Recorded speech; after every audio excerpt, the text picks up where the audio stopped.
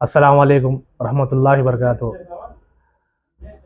మనకి అనంతపురంలో ఆంధ్రప్రదేశ్లో తెలుగుదేశం పార్టీ చేసే మైనార్టీలకి చాలా అండగా ఉంది, అదృష్టం కూడా ఉంది. మనకి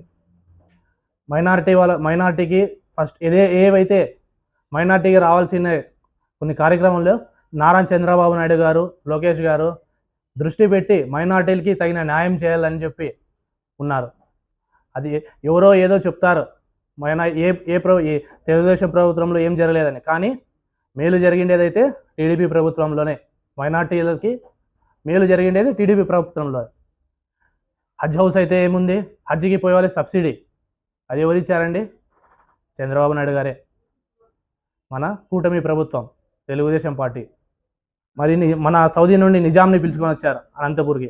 అది చేసిండేది దగ్గుపాటి ప్రసాద్ అన్న గారు.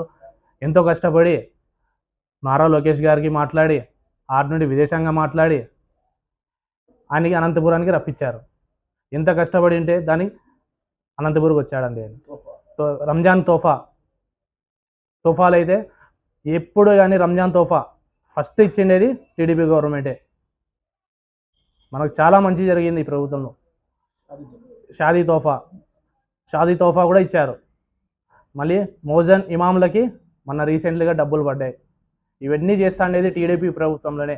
మనకి ఈ ప్రభుత్వంలోనైతేనే మేలు జరుగుతుంది. ఇప్పుడే కాదు, ఎన్ని రోజులకైనా కానీ నెక్స్ట్ వచ్చే ఎలక్షన్ పెట్టినా కూడా టీడీపీ పార్టీనే గెలుస్తుంది, కూటమి ప్రభుత్వమే అధికారంలోకి వస్తుంది. ఇదే ముస్లిం మైనార్టీలకు చెప్పేది ఒకటే, మనకి ఏదైనా మేలు జరగాలంటే టీడీపీ పార్టీతోనే మేలు జరుగుతుంది తప్ప వేరే ఇతర పార్టీలతో ఇతరతో ఏమీ కాదు. మన అనంతపురానికి కూడా దగ్గుపాటి ప్రసాద్ అన్న చాలా టీడీపీలకి మేలు చేస్తున్నారు. ఎంతోమందికి సీఎం రిలీఫ్ ఫండ్ ఇప్పించారు. ఎంతోమంది నేను చూస్తూనే ఉన్నాను, పోయేటప్పుడల్లా సీఎం రిలీఫ్ ఫండ్కి ఎంతోమంది ముస్లిమ్స్ వస్తున్నారు, తీసుకుంటున్నారు, మొక్కుకుంటున్నారు ఆయనకి. గతంలో నేను చూసినప్పటి నుండి ఏ ఒక్కరికి కూడా గత ప్రభుత్వంలో సీఎం రిలీఫ్ ఫండ్ రాలేదు. ఎవరికో వచ్చిన వాళ్ళకి. కానీ మన దగ్గుపాటి ప్రసాద్ ఎమ్మెల్యే సారు ఎంతోమంది ముస్లిమ్స్కి కానీ ఇతర వేరే క్యాస్ట్ వాళ్ళకి కానీ ప్రతి ఒక్కరికి ఇస్తున్నారు. ఆయన గురించి ఇంతకన్నా నేను ఎక్కువ చెప్పలేను. చాలా మంచి మనిషి ఉన్న వ్యక్తి ఆయన, చాలా హార్ట్ఫుల్ మ్యాన్. అందరికీ నమస్కారం.